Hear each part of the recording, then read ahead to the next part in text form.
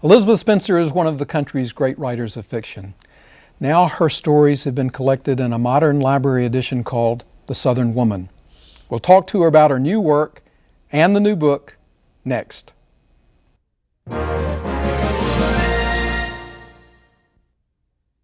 Funding for North Carolina Bookwatch was provided by Quail Ridge Books, Raleigh's independent full-service bookstore, bringing readers and writers together since 1984.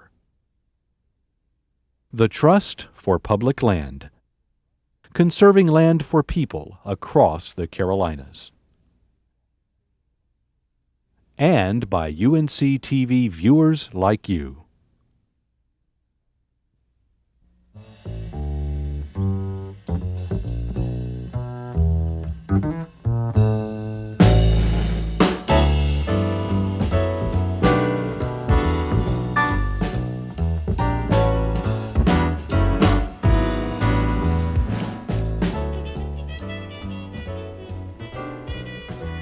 Welcome to North Carolina Bookwatch.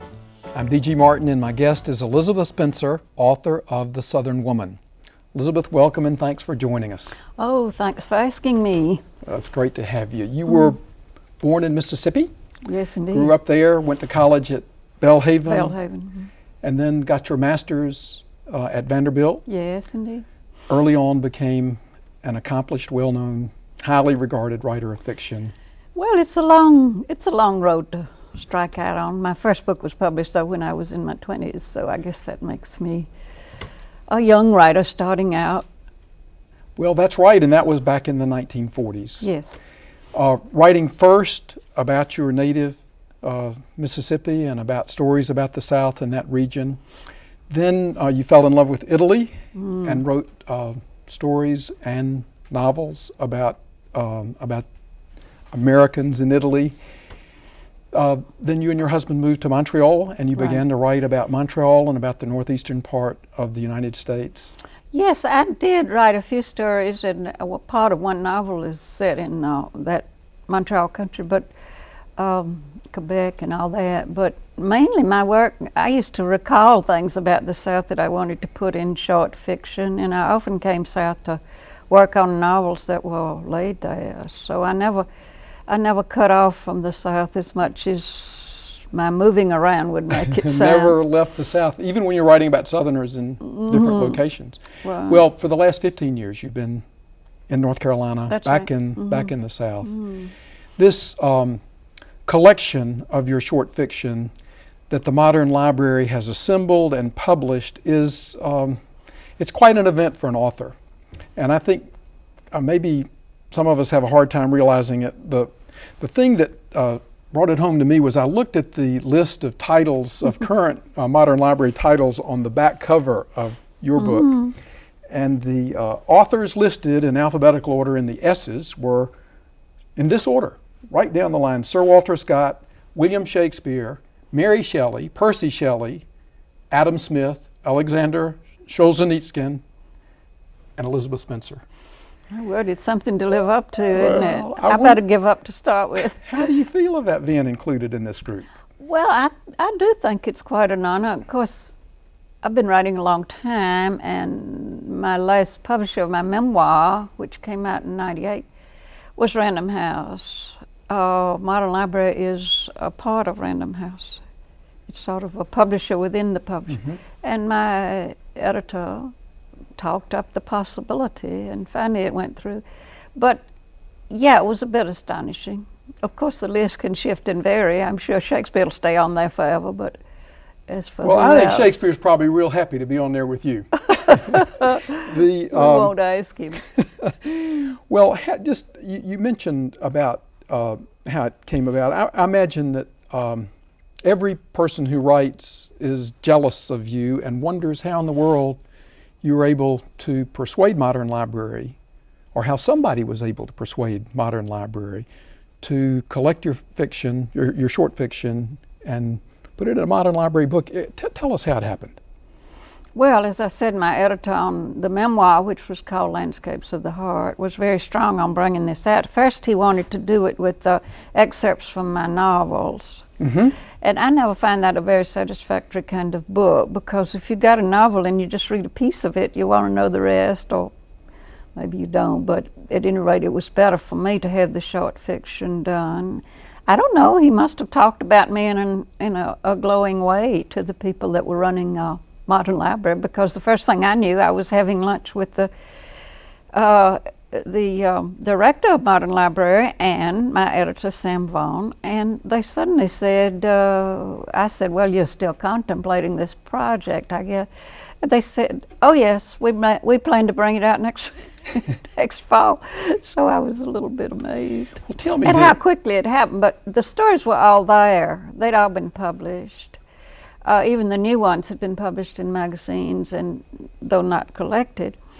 The others were so numerous, we had to make a very strict selection, because you can't fill one book with too many things. Some of my favorite stories I had to let go, but most of them in there. And I didn't mind cutting some of them out at all. How did you, what was your method of selection of your own work, and how much help did your editor and publisher give you? Well, we agreed most of the time. We got on very well. I didn't much want to include the first two early stories, because they were written so long ago that it seems to me I was a different person then. He wanted to include them because he said it will show the growth or the changes in your work from the very beginning.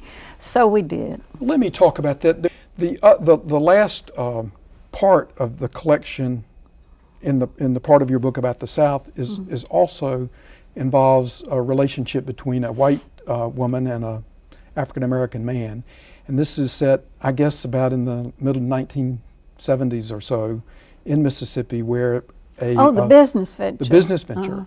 And would you tell us a little bit about that story? Well, this was a made-up group of aging young people who don't want to let go of their youth, and this one woman needs to make money, so she opens a dry cleaning establishment on her property. I got the idea from driving through towns in South Mississippi once, I forget for what reason, and I saw a lodge house. Usually those big houses like that, when they either turn into funeral homes or rooming houses. This said dry cleaning here, and I couldn't get over it. I thought, what on earth? Then there was something turned up at home. There was a African American who came back from Korea, I think. This was way back yonder, and he took his GI money and took a course in dry cleaning, and he was excellent. We had him as a dry cleaning person in town. I've forgotten whether he owned the shop or not, but then I sort of mingled all these things. That's how stories come about. A little bit here, a little bit there, and suddenly you got the whole thing, but you've got to find the people that are engaged in whatever you think of. And so I made it that this young woman had to make money, and so she met up with this African American man, and they made this business together. And of course there was gossip. And that's the gossip that runs through the story, because her little bunch is still carrying on with parties and so on, and talk. And you get to know all of them. And then the course of the story follows the relationship between her and this African American man, and all the little bunch that she's been mixing with. I thought it was kind of fascinating to work out. Because they all seemed to be so alive to me. It was reviewed by one man who said that she was clearly having an affair with this African American man, but that's what the little bunch suspected. And I don't think that's in the text at all.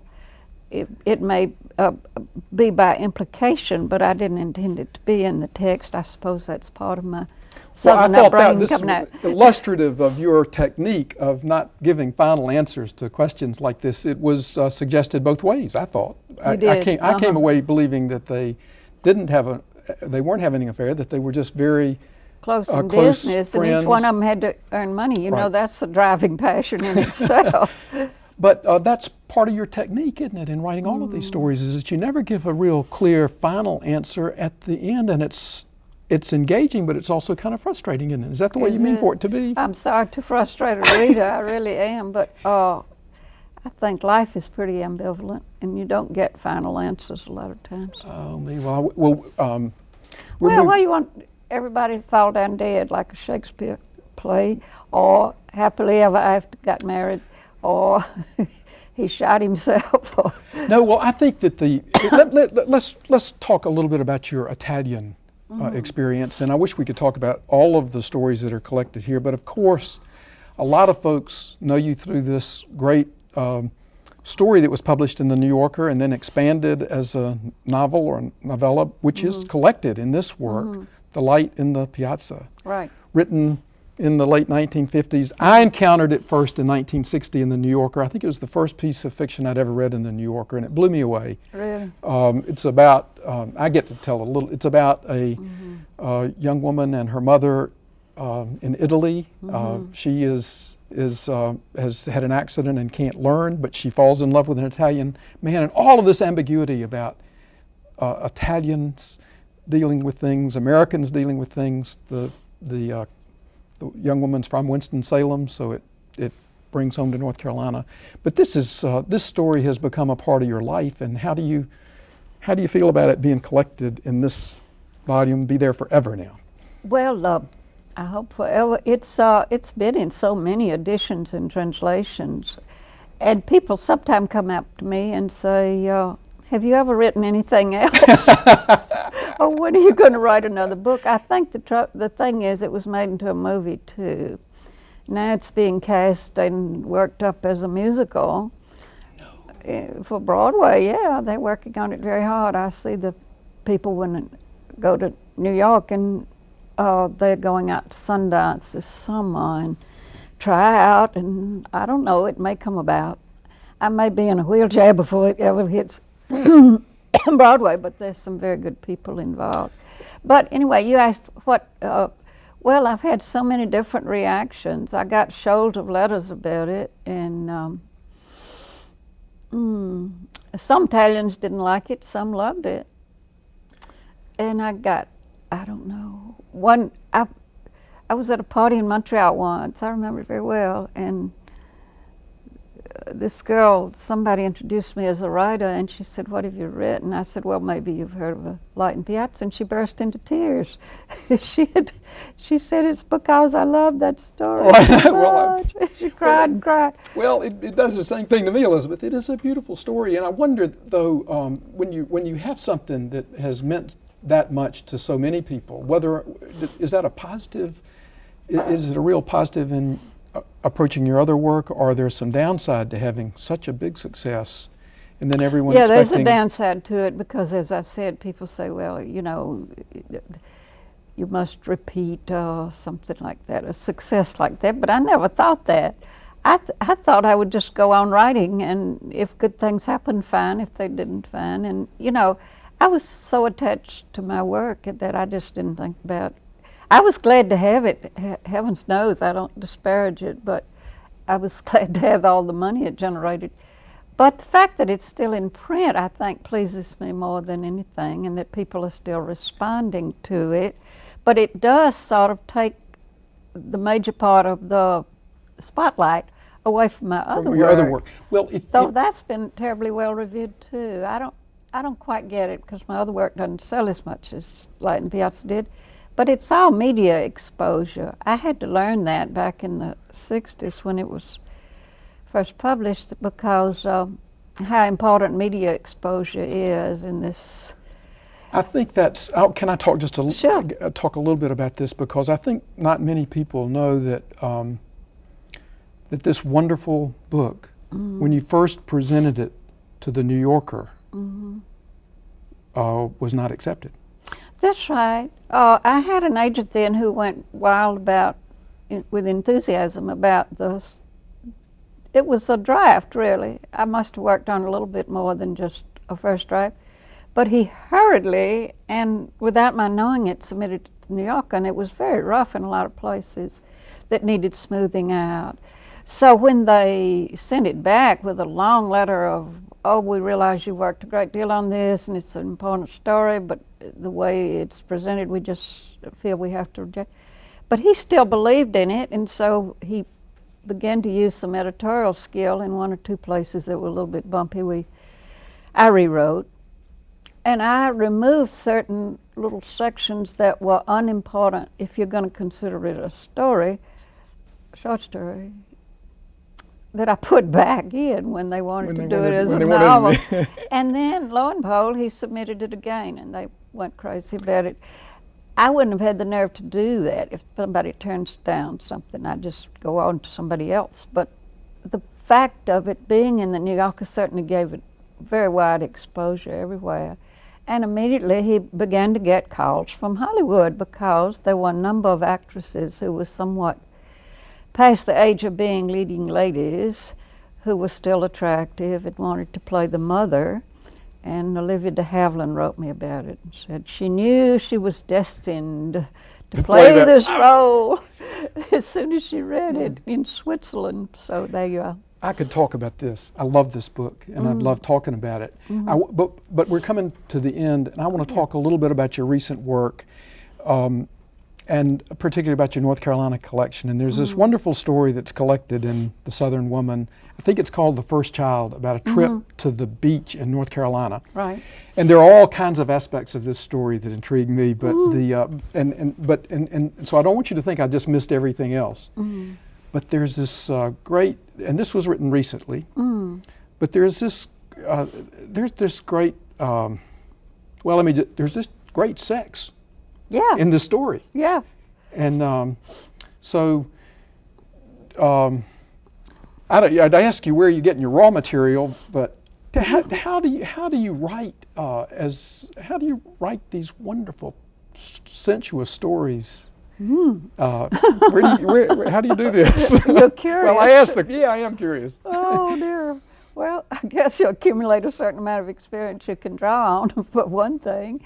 But the other thing is I just try to imagine my characters and what they would do and how they would feel about it. So I thought that story was, the main thing was the dinosaur. I had to look up all kinds of things about dinosaurs. Well, let me just in a hurry, this is a story about an unmarried couple taking a nephew of the woman down to Carolina Beach. I believe it's Carolina Beach, and it's their encounter with each other, with the child who's bought this dinosaur and then disappears with the dinosaur, and no, panic. He couldn't disappear with the dinosaur. He went to tell his mother about it. He slipped in a car and hid in the back. Oh dear! But he was lost, and the panic that struck them. Panic struck them.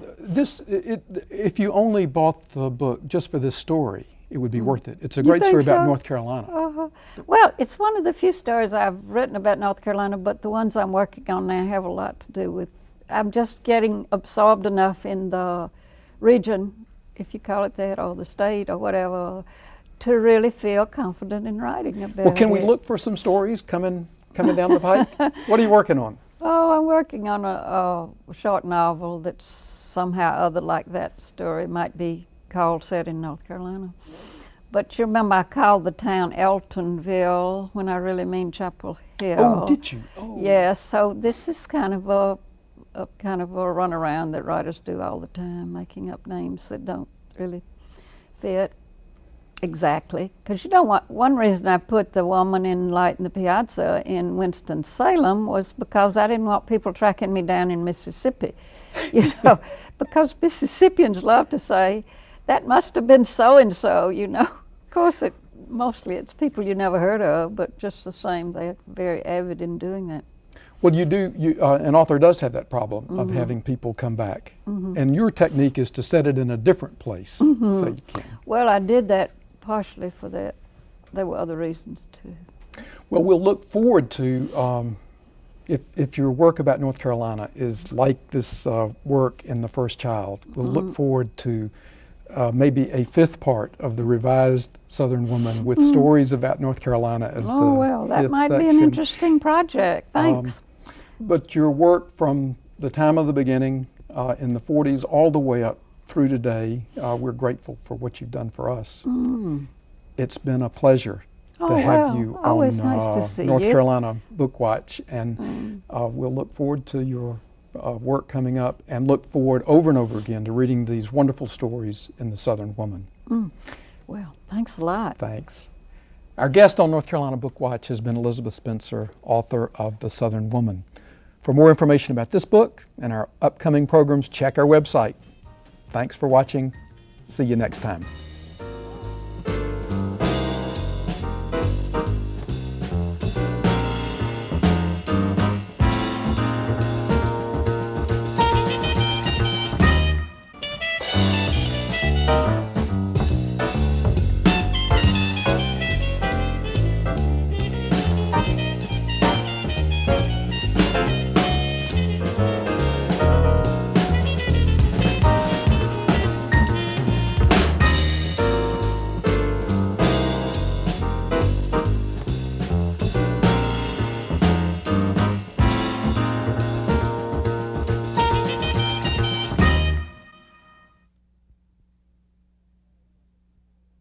Funding for North Carolina Bookwatch was provided by Quail Ridge Books, Raleigh's independent full-service bookstore, bringing readers and writers together since 1984.